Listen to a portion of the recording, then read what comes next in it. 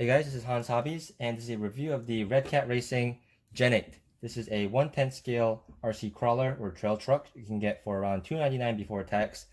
And it's ready to run and comes with a lot of goodies. So this truck usually comes in the body of the International Scout 2, which I have right here. But this body is for a friend, which is why I have the 4Runner body on mine. This body, let's talk about it real quick.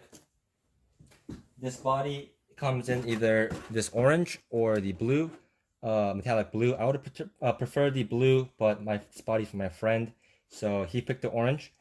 I'm too young to have known that International Harvester made anything other than semi-trucks, so I don't know a lot about this truck, but from what I've seen online and from what I've heard from friends, this is a pretty accurate body. This is a pretty large body, similar to the TRX4's Defender, Bronco, and Blazer bodies. It's also very well detailed. It has a molded grille with light bucket lenses and light buckets. 2 LEDs can go in each one for low and high beams. Radiator detail under the grille. The fender flares are molded in and they're screwed in. The mirrors fold in and out and swivel so you won't break them. Nice rally sticker detail going on, which seems pretty accurate from what the pictures I've seen. The rear tail light mounts can hold brake light, reverse light, and tail lights. More nice detail in here. The windows are painted, but that doesn't really matter because a lot of people have already figured out ways to clear out these windows since it is painted. Underneath you can see it's silver and it's painted. The reason they painted all of it is because it makes it cheaper to produce this way, so they don't have to mask off anything. Underneath we have these inner fenders and these braces that make the body pretty stiff, so that's good to see. You see this divot on the bottom here. This part sits perfectly with the rock rail, so it keeps everything nice and neat and tidy. This inner fender pieces, they're all same front and rear, so you don't have to worry about getting front or rear inner fenders. They're all the same part, and it has provision back here for a rear tire mount you can add in later if you would like.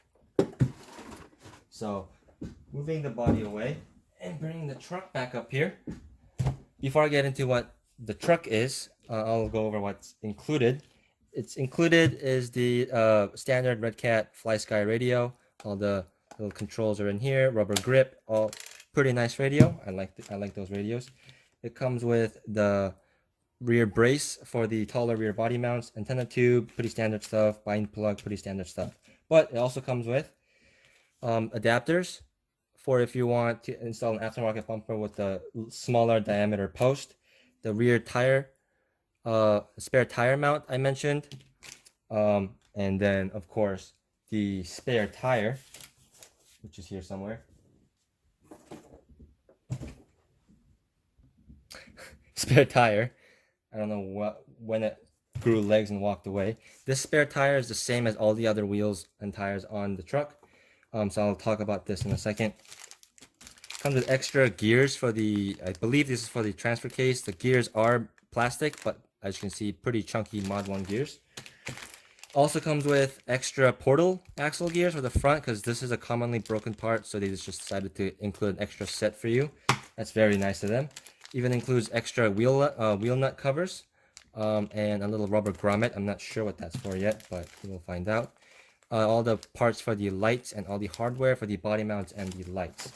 So the spare tire is the same as the rest of the tires on the truck, and it's a licensed Interco IROC Super Swamper tire. It's a very soft compound. I love this tire. The tread's very nice. The compound's very soft. The beadlock is very nice as well. It's a plastic beadlock that's chromed and it has aluminum beadlock rings. You can see the front ring is smaller than the rear. And it holds the beadlock in very well, unlike the Gen 7 beadlocks. So it's a pretty good tire, and I'm really happy to include a spare tire for those that want that look. So now getting to the truck, the bumpers on the truck are very stiff. That's an improvement also from the Gen 7, because the Gen 7 had very soft bumpers that would bend and flex everywhere. These are very stiff and very nice. They have provisions for 4 LEDs up front and 2 in the back. Both have these plastic D-rings that look pretty nice. The rear also has this Redcat branded tow hitch. These body mounts are also included in the kit. 2 short ones and 2 long ones. You can always cut down the longer ones if you want a shorter body.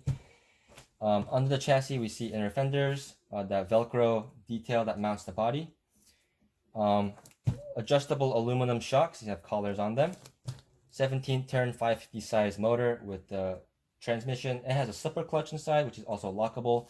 Transfer case is under this central mounted battery tray, held down with Redcat branded straps. Nice floor pan with Redcat logo carved into it. Those rack sliders that I mentioned earlier. Standard Hobby Wing ESC. Fly Sky receiver in here with also jumpers in here, so you don't have to take this out, take the receiver out to plug stuff in, which is nice. Chassis mounted servo, that is a Metal Gear waterproof servo. All the electronics in this is waterproof. The box is not waterproof, but the receiver is, so it's not really a problem. Like I mentioned, the wheel nuts here, the covers. Aluminum links all the way around, plastic drive shafts with metal yokes on them. The skid plate here has this belly bump, which people complain about, but hasn't been a really big issue for me. Has these slots here because the wheelbase is adjustable without getting new links, which I think is really nice. More metal links here for the steering, metal servo horn, aluminum pumpkin, and the party piece of this truck is the portal axles. And as you saw with the spare parts, all the gears in the portals are metal, which is a good thing. And this central steering link is also adjustable. So that's a lot of stuff I just quickly went over and covered. And I think we should put the put the Scout body back on it and get to the actual fun stuff, which is driving it. So we're starting out on this paved walking trail, and the truck is pretty good even on a paved surface like this, and it's pretty good for just taking it on a walk or something. The truck isn't so slow like a lot of crawlers where it's completely boring on pavement, so that's pretty good to see and doesn't limit the truck's use in any way. The Gen 8 performs flawlessly on the trail in my opinion. It's basically point and shoot thanks to those portal axles, which can be a good or bad thing depending on what kind of driver you are, but seeing how this truck is aimed at entry-level hobbyists or people getting into trail trucks for the first time, I think it's great that it's so easy to drive.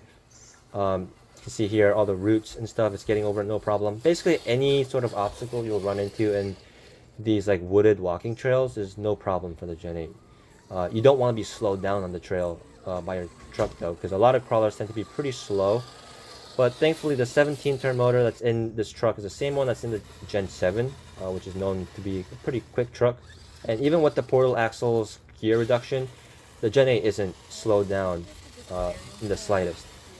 A lot of other crawlers would have trouble keeping up with this truck actually. Even through grass, no problem.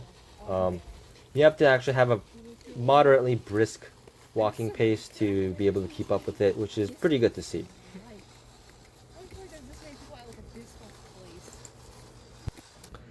So even though the truck is pretty peppy on the trails, it is able to crawl very well, and it never seems to really run out of torque. It's geared pretty appropriately, I think. We're moving over to my friend's homemade rock crawler course here, and it's a pretty moderately hard course. It's not the hardest course, obviously, but it's a moderate course, and the Gen 8 basically collided over the whole course. It did get stuck a couple times, but only when I was being really stupid, trying to drive straight over really big rocks. But other than that, the stock tires on this is pretty soft and knobby enough to really grip and pull it over just about anything physics will allow. They're basically the best stock tires I've ever had. I actually don't get a lot of other tires in my crawlers because I just like these intercoats so much. But yeah, the portal axles also help a lot with the clearance and not getting you stuck. And you can see here, the truck has amazing flex. The flex, the portals, a lot of ground clearance, add to the performance a lot. So my final thoughts about this truck is it's a very good value. Not only the detail of the body by itself is a $100 body, the tires it comes with, all the equipment, aluminum parts, all the niceties, as well as all of these spare parts that come with it, and fully ready to run. All you need is a battery and a charger. I think it's a very good deal for $299. At the price point, this competes with the Axial SCX10 Deadbolt, which is $299, but everything on that thing is plastic, and that also doesn't include a battery either, and also doesn't include a licensed body or and doesn't have beadlock wheels. So this beats out that in value in a long shot. This thing I think more directly competes with the TRX4 Sport, which is Sport still more expensive, and could argue has some better stuff about it, but also doesn't come with a licensed body. So I think if you're a beginner looking for a crawler, I would recommend the Redcat Gen 8. It drives great. It's very durable. Customer support from Redcat is very, very good. It's very comparable to Traxxas, so they have that over them as well. It looks great. Part support for this is also great now. Aftermarket support's also great. There's honestly nothing you can really go wrong with this truck unless you're trying to be like a pro comp crawler person. I would go with something else for that. But for 99% of people that want to enjoy RC crawling, this is a great value, great truck. Highly recommend it. 10 out of 10. This is my second Gen 8 because I regretted buying and selling my first Gen 8 so much, I had to get another one. So with all that said, I hope you guys found this informative or interesting or fun. And if you did, please subscribe, comment down below, give me that like, all that YouTube shenanigans, and I will see you guys next time.